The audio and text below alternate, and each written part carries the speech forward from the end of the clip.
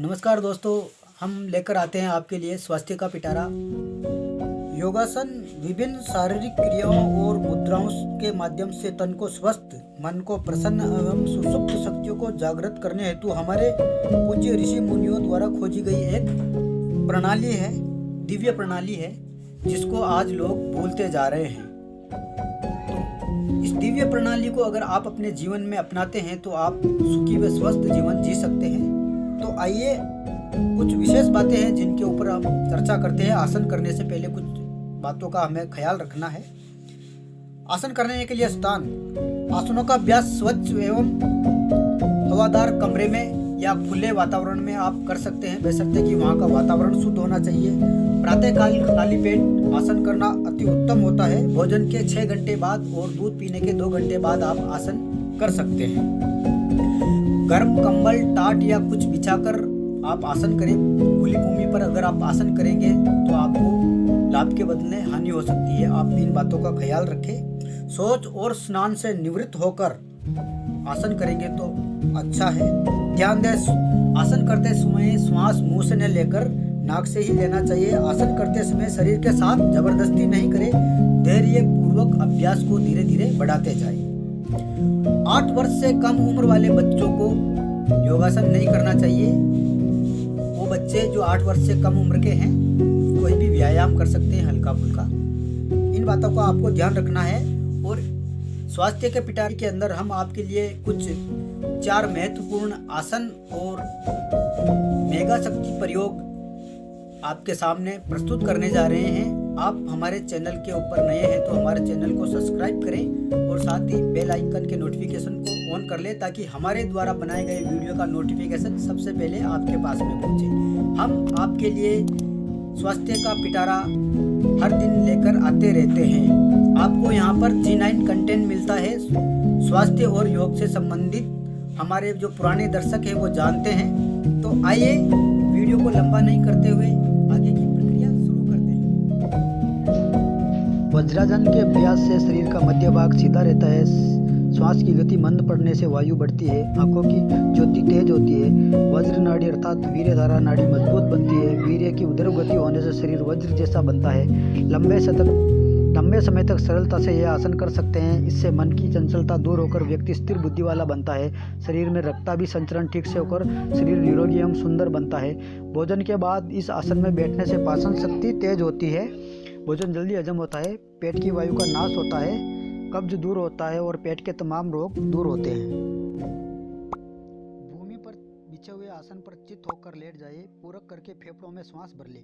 अब किसी भी एक पैर को घुटनों से मोड़कर दोनों हाथों की अंगुलियों को परस्पर मिलाकर उसके द्वारा मोड़े हुए घुटने को पकड़कर पेट से लगा दे। फिर सिर को ऊपर उठाकर अपनी नाक को मोड़े हुए घुटनों पर लगाने की कोशिश करें। दूसरा पैर जमीन पर सीधा रहे। इस क्रिया के दौरान श्वास को रोककर कुंभक चालू रखें। फिर सिर और मोड़ा हुआ पैर भूमि पर पूर्ववत रखने के बाद ही रेचक करें, यानी श्वास को छोड़ दें। दोनों पैरों को बारी बारी से मोड़कर यह क्रिया करें। दोनों पैर एक साथ मोड़कर भी यह आसन हो सकता है। पवन मुक्तासन के नियमित अभ्यास से पेट की चर्बी कम होती है। पेट की वायु नष्ट होकर पेट विकार रहित बनता है। कब्ज दूर होता है। पेट में आपरा हो तो इस आसन से लाभ होता है। प्रातःकाल में शौच क्रिया ठीक से न होती हो तो थोड़ा पानी पीकर यह आसन 15 से 20 बार करने से शौच खुलकर होगा।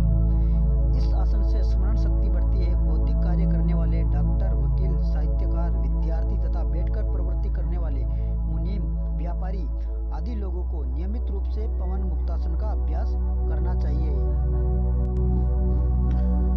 श्वास भरकर अपने पैर को मोड़ेंगे और अपनी जो नाक है उसको घुटने से लगाने की कोशिश करेंगे और इस स्थिति में आप श्वास को रोके रखेंगे। वापस आप दूसरा पैर उसी तरह से मोड़ेंगे। श्वास भरकर श्वास को रोके रखेंगे। इस स्थिति में जब तक रहेंगे श्वास को रोके रखेंगे। अपना पैर और गर्दन भूमि पर रखने के साथ ही आप श्वास को बाहर निकाल देंगे। यही क्रिया आपको बारी बारी से पैर बदल कर करनी है। दोनों पैरों को एक साथ मोड़कर भी वही क्रिया करनी है। आपको श्वास को रोक कर रखना है और अपनी नाक को घुटनों से लगाना है। और इस स्थिति में जब तक रहें तब तक श्वास को रोके रखें और अपना पैर और गर्दन भूमि पर पूर्ववत रखने के बाद में आप श्वास को छोड़ दें। ये क्रिया आप 5 से 7 बार करें डेली। इसके बाद सर्वांगासन की बारी आती है। बिछे हुए आसन पर लेट जाए, श्वास लेकर भीतर रोके हुए कमर से दोनों पैरों का भाग ऊपर उठाए। दोनों हाथों से कमर को आधार देते हुए पेट का भाग ऊपर उठाए। अब सामान्य श्वास प्रवास करें। हाथ की कोहनियाँ भूमि से लगी रही व ठोड़ी छाती के साथ चिपकी रहे। गर्दन और कंधे के बल द्वारा पूरा शरीर ऊपर की ओर सीधा खड़ा कर दे। दृष्टि पैरों के दोनों अंगूठों पर हो। गहरा श्वास ले, फिर श्वास बाहर निकाल दे। श्वास बाहर रोककर गुदा व नाभि के स्थान को अंदर सिकोड़े हुए ओम अरेवाय नमः का मानसिक जप करे। अब गुदा को पूर्व स्थिति में ले आए। फिर से ऐसा करे। 3 से 5 बार ऐसा करने के बाद गहरा श्वास ले। श्वास भीतर भरते हुए ऐसा भाव करे कि मेरी ऊर्जा शक्ति उदरगामी होकर संसार चक्र की ओर प्रवाहित हो रही है। मेरे जीवन में संयम बढ़ रहा है। फिर श्वास छोड़ते हुए उपयुक्त स्थिति को दोहराए। ऐसा 5 बार कर सकते हैं। समय सामान्यतः 1 से 5 मिनट तक यह आसन करें। धीरे धीरे 25 मिनट तक समय बढ़ा सकते हैं। लाभ: यह आसन मेगा शक्ति को बढ़ाने वाला व चिर यौवन की प्राप्ति कराने वाला है। विद्यार्थियों को तथा मानसिक बौद्धिक कार्य करने वाले लोगों को यह आसन अवश्य करना चाहिए। इससे नेत्रों और मस्तिष्क की शक्ति बढ़ती है। इस आसन को करने से ब्रह्मचर्य की रक्षा होती है व स्वप्न दोष जैसे रोगों का नाश होता है। सर्वांगासन के नित्य अभ्यास से जठराग्नि तीव्र होती है, त्वचा लटकती नहीं है तथा झुर्रियाँ नहीं पड़ती है। सावधानी: थायराइड के अति विकास वाले, उच्च रक्तचाप वाले, खूब कमजोर हृदय वाले और अत्यधिक चर्बी वाले लोग यह आसन नहीं करें। थायराइड, उच्च रक्तचाप व खूब कमजोर हृदय वाले और ज़्यादा चर्बी वाले लोगों को इस आसन का अभ्यास नहीं करना है। इस बात का आप ख्याल रखें।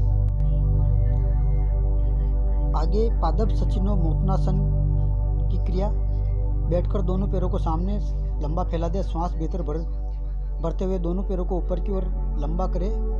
श्वास रोके हुए दाहिने हाथ की तर्जनी और अंगूठे से दाहिने पैर का अंगूठा और बाएं हाथ की तर्जनी और अंगूठे से बाएं पैर का अंगूठा पकड़े। श्वास छोड़ते हुए नीचे झुके और सिर को घुटनों के मध्य में रखें। ललाट घुटनों को स्पर्श करें और घुटने जमीन से लगे रहें। यह पादप सचिनो मोत्नासन की क्रिया होती है। सर्वांगासन करने से जो लाभ होते हैं वही लाभ पादप सचिनो मोत्नासन आसन करने से हो जाते हैं। उसके बाद धनुरासन। स्थिति क्रम 1: पेट के बल उल्टे होकर लेट जाएं। अब दोनों पैरों को घुटनों से मोड़े। दोनों हाथों से दोनों पैरों को टखनों से पकड़े। अब श्वास छोड़े और हाथ से पकड़े हुए पैरों को कसकर धीरे धीरे खींचे। जितना हो सके उतना सिर को पीछे की ओर ले जाने की कोशिश करें। दृष्टि भी ऊपर एवं पीछे की ओर रहनी चाहिए। श्वास रोके हुए स्थिति में टिके रहे। अब हाथ खोलकर पैर तथा सिर को मूल अवस्था में ले आए और श्वास ले 3-4 बार यह आसन करना चाहिए। प्रारंभ में 5 सेकंड, धीरे धीरे समय बढ़ाकर 3 मिनट या उससे भी अधिक समय इस आसन का अभ्यास करें। धनुरासन के अभ्यास से पेट के रोग नष्ट होते हैं। कब्ज में लाभ होता है। भूख खुलकर लगती है। आवाज़ मधुर बनती है। मुखारती सुंदर बनती है। आंखों की रोशनी बढ़ती है। शरीर का सौंदर्य बढ़ता है और पाचन शक्ति बढ़ती है।